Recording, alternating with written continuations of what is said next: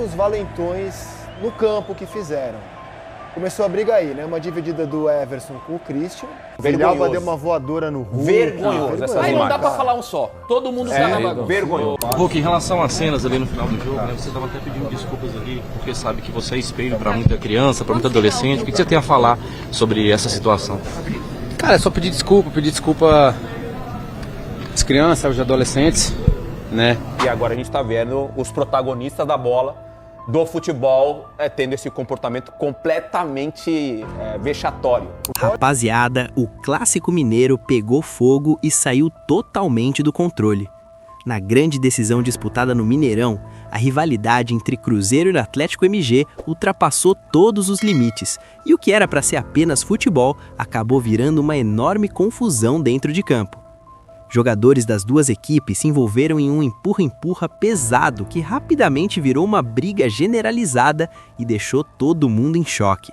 E nesse vídeo a gente vai mostrar e comentar tudo o que aconteceu nesse clássico que deu o que falar. Então já deixa o seu like e se inscreve no canal para acompanhar mais conteúdos de futebol e polêmicas como essa. O Cruzeiro venceu o jogo. Era a volta da torcida dividida, né? De você dividir o Mineirão e para isso você tem que deixar um espaço em branco ali no meio do campo, quer dizer, você volta com a torcida dividida, mas tem que deixar um espaço mais nobre do estádio. Calma, Rizek, vamos aos poucos, devagar. Não vamos reclamar que voltou com torcida dividida, não, calma. Eu adoro torcida dividida, né? Volta pra Já mim. melhorou muito. Só que aí, Mas não estamos preparados ainda não. Só que aí, olha os valentões no campo que fizeram. Começou a briga aí, né? Uma dividida do Everson com o Christian. O Everson perdeu a linha? Perdeu muito a linha. Muito a linha. Perdeu muito a linha. Tudo começou nesse lance aí. E as cenas a seguir vocês vão ver, ó. E aí todo mundo E aí preocupado começa... com paz na arquibancada e a porrada veio no campo. Então, assim, Rizek, a gente fala muito, a gente tem esse poder, eu falo muito nesses últimos anos em relação a esse comportamento do profissional dentro do campo. A gente tem essa obrigação, né, de construir essa narrativa positiva e tentar apaziguar e falar sobre paz dentro dos estádios. A gente está acabando de falar aqui sobre torcida dividida, que eu acho que a gente não está preparado para isso ainda. E aí os protagonistas fazem esse tipo de cena dentro do campo. E isso acaba refletindo no torcedor. Isso inflama o torcedor. Qualquer declaração nossa aqui inflama o torcedor. Qualquer comportamento do profissional dentro do campo inflama o torcedor. Então, quando a gente vê as cenas dos torcedores brigando, né, fora do campo, em volta dos estádios, dentro dos estádios, a gente vem aqui e fala, ó, cara, a imagem tá aí, tem que prender, tem que punir. E agora a gente tá vendo os protagonistas da bola, do futebol, tendo esse comportamento completamente vexatório. O Villalba deu uma voadora no Hulk. Vergonhoso. Aí não dá pra falar um só. Todo mundo tá na bagunça. Vergonhoso. Ô, Rizek, ali tá todo mundo. Não dá pra isentar ninguém. Não, sim, e sim. olha só, vamos pensar só rapidamente aqui, qual clássico reuniu a maior quantidade de jogadores que podem estar na seleção brasileira hoje? Se bobear no Mineirão. O Everson, Fabrício Bruno, Matheus Pereira, Caio Jorge. São caras que estão brigando para estar na Copa do Mundo. O que o Everson fez hoje é muito feio. Tudo começou por ele. É um grande goleiro, poderia estar aí brigando, pode ainda, né? Obviamente, mas isso joga contra ele. Tu acha que a comissão da seleção brasileira não estava assistindo esse jogo? Bom ponto. Bom ponto. A gente tá falando de 4 jogadores com grandes condições de disputar a Copa do Mundo e os caras estavam brigando, fazendo esse papelão. O Cássio ficou indignado, cara. Porque ele tomou um chute também do Lianco, que estava no banco de reserva, e ele queria ir atrás do Lianco de qualquer maneira. Não tô justificando nem Lianco, nem Cássio, tá? Mas aqui é o que foi generalizado ali. Não dá pra tirar alguém, ó, esse não participou. Foi horroroso, todo mundo. Muito feio. Hulk, Gerson... Gerson, não falei do Gerson. Aí, ó, outro. Em relação à seleção brasileira também, né? Gerson. E o próprio Hulk, que não vai disputar a Copa, mas é jogador de seleção brasileira, 10 anos na seleção brasileira.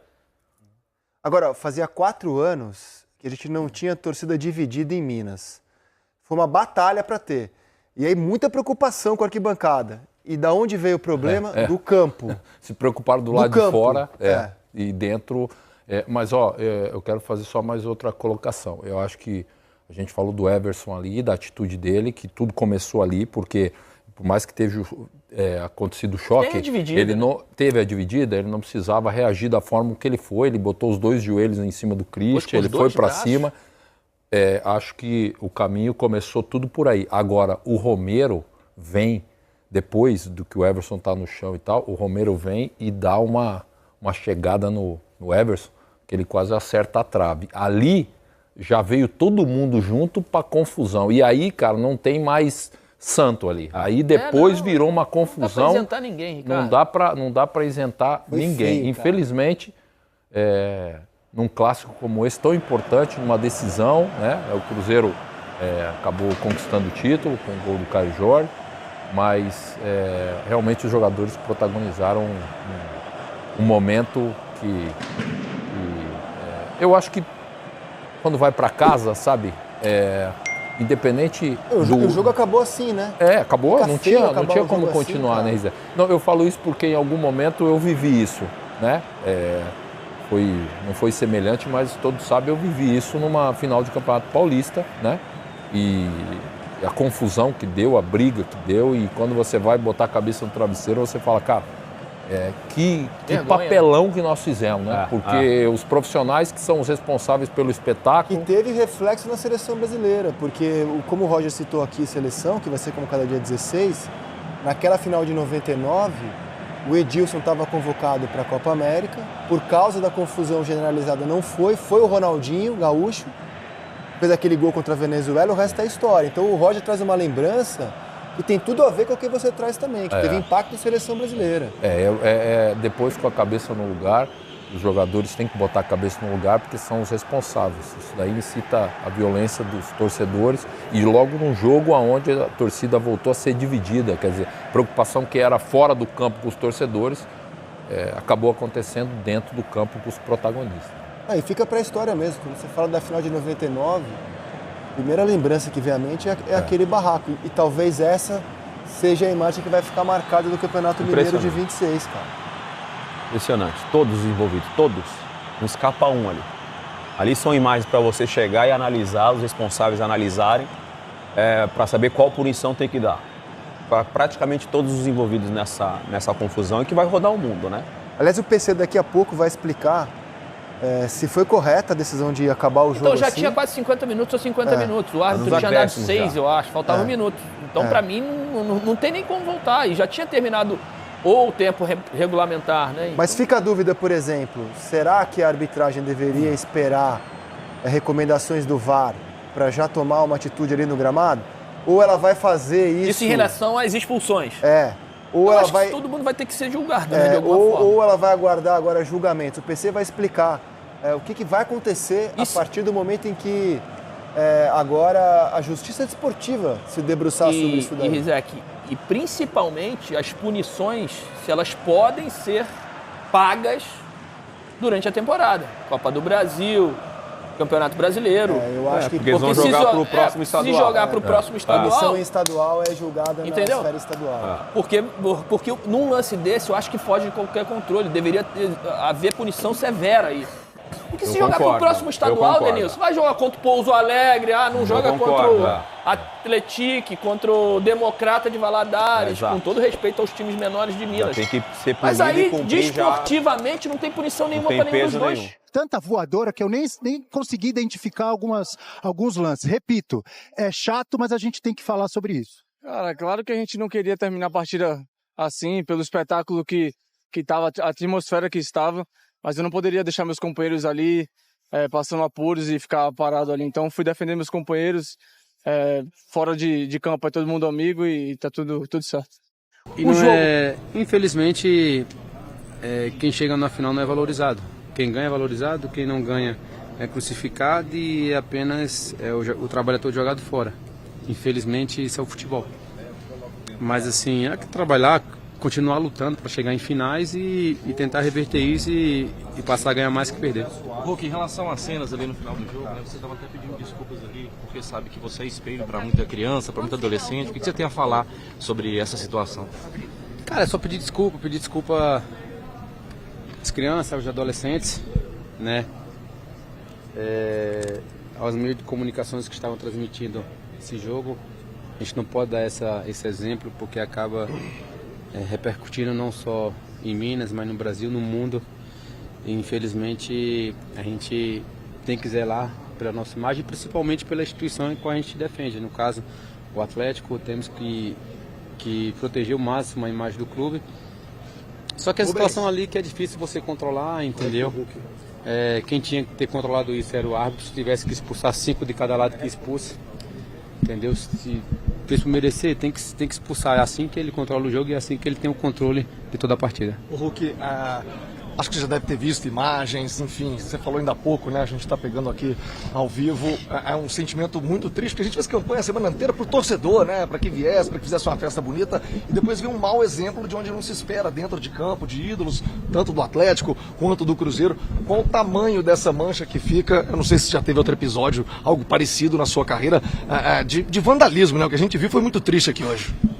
Eu não me recordo de ter participado em algum ato de violência, assim, em alguma partida de futebol a qual eu estive presente, eu não me recordo.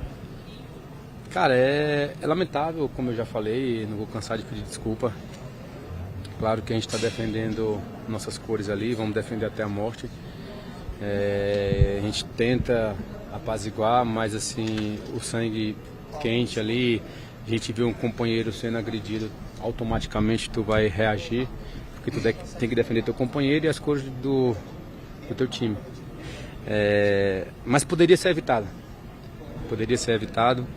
Como eu já falei, não canso de falar que o principal culpado de tudo que aconteceu é o Matheus, é o árbitro, porque eu tinha falado para ele no início do segundo tempo, Matheus, se você não tiver o controle do jogo, esquece.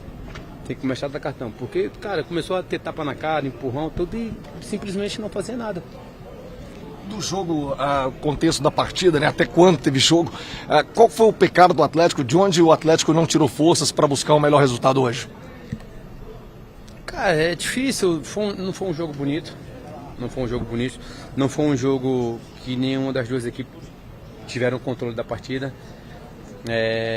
não tivemos chances claras de gol, tivemos algumas oportunidades que poderíamos ter definido melhor no primeiro tempo, talvez conseguíamos ter chegado ao gol. No segundo tempo não criamos tanto. A equipe do Cruzeiro também não criou. A única bola que foi no gol foi a do gol, foi a cabeçada e um lance até que tem que rever direito para não estar falando besteira aqui, mas assim, fora isso não teve mais nenhuma chance clara de gol. Ou seja, foi um jogo pouquíssimo jogado, muito trocado e muita trocação. Parecia o amistoso que teve em Orlando, pancadaria e o árbitro não fazia nada. É feio para mais de 50 mil torcedores que estavam aí assistindo, é feio para quem está assistindo em casa, é feio para quem gosta de jogar futebol, onde tem uma pancadaria, cara, e o árbitro deixa, é feio. Não teve jogo. No final, claro que a gente queríamos ter ganho, mas assim, infelizmente não conseguimos, não jogamos para ganhar, não fizemos um grande jogo para ganhar. Tão pouco a equipe adversária, mas teve uma chance, fizeram o gol e enfim. Trabalhar agora.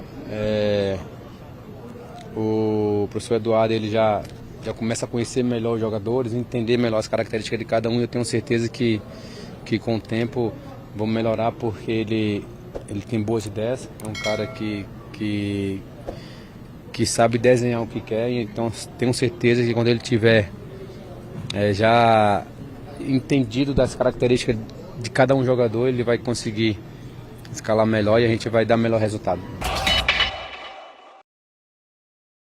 O jogo, que faltavam 5 segundos para terminar, não seria encerrado ali e iria para tribunal. Quando a equipe fica reduzida a menos de 7 jogadores, e ela que deu causa ao encerramento do jogo, ela é considerada perdedora por 3-0, de acordo com o regulamento geral. Você imagina os dois times sendo considerados perdedores aí, porque os dois times, se ele fosse analisar a imagem no VAR, tivesse que expulsar todo mundo, ia acabar o jogo ali. Então, na minha avaliação, o VAR viu tudo aquilo. Olha, faltava 5 segundos, Candançan termina o jogo aí, acabou, Cruzeiro campeão, entrega a faixa. Porque esse jogo poderia terminar no tribunal, sem uma definição de qual seria o vencedor do jogo. E na prática, a partir daí é o tribunal, com base na imagem, que aí vai ter que indiciar os jogadores, inclusive o árbitro. E na súmula? Porque ele não cumpriu a regra do jogo. E a súmula? O que o juiz tem que fazer na súmula agora? O que ele tem que fazer na súmula? Ele pode citar assim, que viu a imagem. Quando eu apitava sem o VAR, Aliás, ele deve estar até agora fazendo a súmula. Essa súmula, Ele deve estar até quando agora tem lá. conflito Não acabou ainda, generalizado, não acabou ele pode ainda. entregar Acabou no dia seguinte, inclusive, a súmula, né? Às 4 horas ali da Lei Geral do Esporte é quando o jogo termina normalmente, você faz a súmula no vestiário e entrega. Quando tem conflito, você tem um prazo maior para entregar. Quando eu apitava sem VAR, eu poderia colocar na súmula assim, olha, não presenciei durante o conflito generalizado, foi impossível identificar os jogadores, analisei as imagens depois do jogo e estou considerando aqui na súmula como expulso tal. Mas esse é um jogo que tem VAR. Então o VAR deveria ter recomendado a revisão. A gente falou aqui na Supercopa do Brasil, o lance de agressão, né, do Carrascal, foi para o intervalo, voltou, na volta ele expulsou o jogador. Então, o Candansan, ele tinha que ter ido ao monitor. O Rodrigo Arizo, como VAR, tinha que ter chamado ele no monitor, ele vai lá, analisa, não quer acabar o jogo, não quer... E foi isso que aconteceu nesse clássico que terminou em muita polêmica no Mineirão. O que era para ser apenas mais um grande duelo entre Cruzeiro e Atlético MG acabou ficando marcado por uma confusão generalizada que deu o que falar em todo o futebol brasileiro. Agora fica a dúvida. Quais serão as consequências dessa briga e quais punições podem vir depois de tudo isso que aconteceu dentro de campo? E eu quero saber a sua opinião. Quem você acha que teve mais culpa nessa confusão? Deixa a sua opinião aqui nos comentários porque eu quero ler o que vocês acham sobre toda essa polêmica. Se você curtiu o vídeo, deixa o like, se inscreve no canal e ativa o sininho para não perder nenhum vídeo sobre futebol, polêmicas e tudo o que acontece nos bastidores do esporte. Valeu por assistir até aqui e até o próximo vídeo.